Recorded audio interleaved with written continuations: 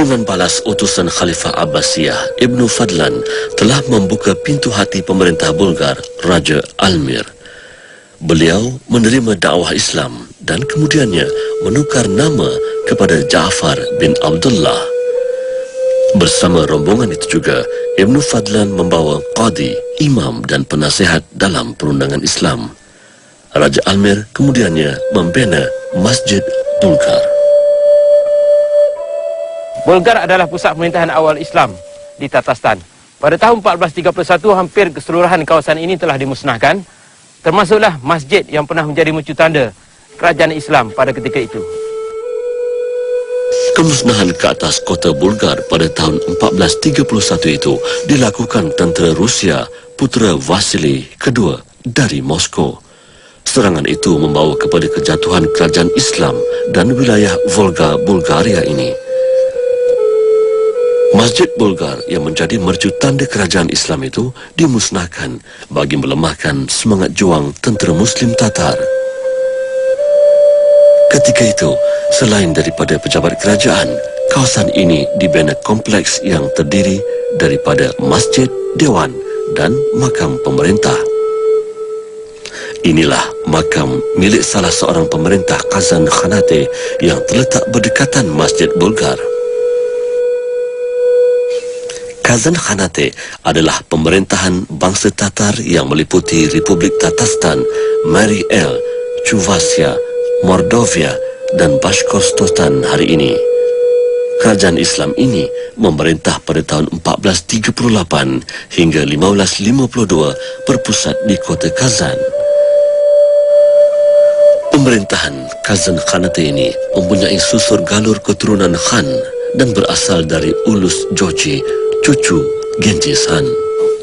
Ini adalah sebahagian daripada tapak masjid yang bersejarah yang kini sedang dibaik pulih. Sementara tiang ini adalah satu-satunya tiang masjid yang masih dapat dilihat pada hari ini.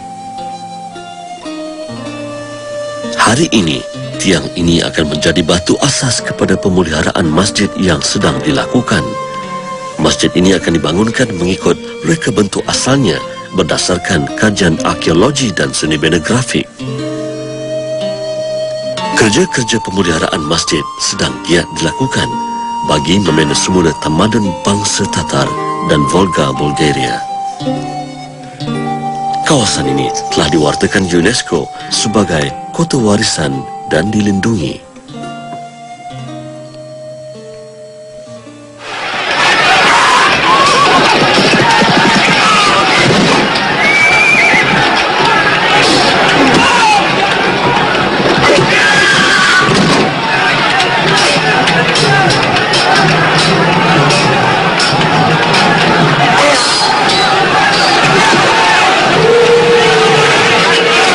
Pada pertengahan abad ke-16, Bulgar telah ditawan pemerintah Rusia, Ivan the Terrible, dan mengisytiharkan wilayah ini sebahagian daripada Rusia. Masjid Bulgar tidak lagi dibenarkan berfungsi dan gereja Ortodoks dibina. Sepanjang pemerintahannya dari tahun 1533 hingga 1584, Ivan the Terrible telah menawan Kazan, Astrakhan dan Siberia. Beliau mengubah wilayah yang didudukinya dari sebuah negara kepada sebuah empayar di bawah kekuasaannya. Ivan the Terrible telah melantik dirinya sebagai Tsar atau Raja segala raja di seluruh Rusia. Inilah batu nisan yang terpahat tulisan Arab dan dijadikan sebahagian daripada binaan gereja.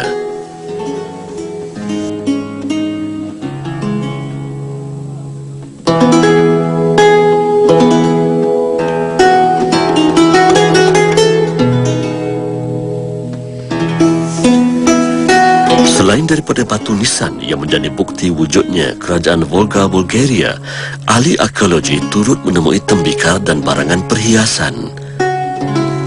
Semenjak pemerintahan Ivan the Terrible, hampir keseluruhan kawasan Volga Bulgaria dihilangkan daripada penglihatan rakyat Rusia. Ahli sejarah menganggap Ivan the Terrible sebagai pemerintah yang bersikap negatif kepada Tatar Muslim. Hari ini, kerja-kerja ekskavasi giat dijalankan bagi mencari kesan dan tinggalan daripada bangsa Tatar. Barangan ini dipamerkan di Museum Negara Tatarstan dan menjadi tatapan generasi hari ini. Tokoh sejarah Tatarstan, Jamil Muhammad Shin, mempunyai cerita menarik untuk dikongsi bersama. Di celah-celah pokok ini, wujud makam-makam sahabat.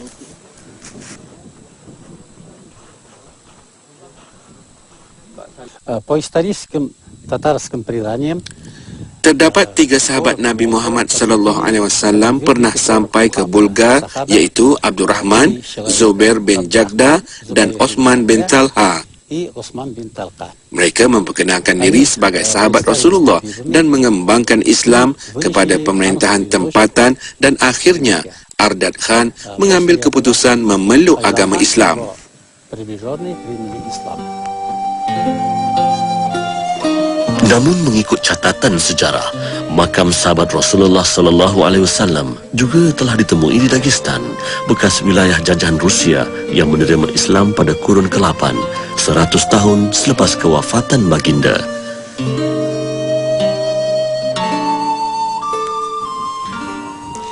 Один из сахаба остался. Menurut sejarah, 2 sahabat Nabi telah kembali semula ke tanah Arab dan seorang sahabat Nabi berkahwin dengan Putri Khan, terus menetap di sini selama 25 tahun.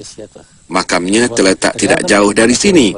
Semasa beliau hidup, Bulgar membangun dengan reka bentuk binaan bercirikan Islam yang cantik. Pengunjung bagaimanapun tidak dibenarkan mendekati kawasan makam kerana ia adalah kawasan larangan. Faktor salji yang tebal dan jarak yang agak jauh, kami terpaksa akur dengan arahan itu.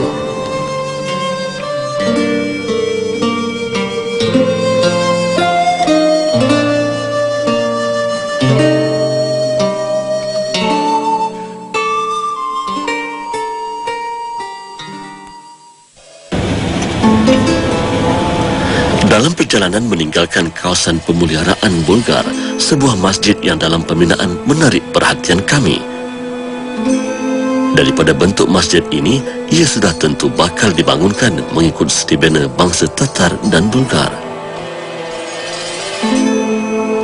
Perjalanan diteruskan. Kali ini, sebuah penempatan minoriti bangsa Tatar menjadi persinggahan kami. Ketika pemerintahan Kesatuan Soviet, majoriti penduduk Muslim Tatar telah dipindahkan ke serata wilayah jajahan Rusia dan perkampungan luar bandar. Mereka dilarang hidup bermasyarakat dan membentuk majoriti penduduk Islam di sesebuah penempatan. Kru jejak Rasul mendekati minoriti bangsa Tatar di perkampungan Bulgar yang pernah mencapai kegemilangan Islam suatu ketika dulu.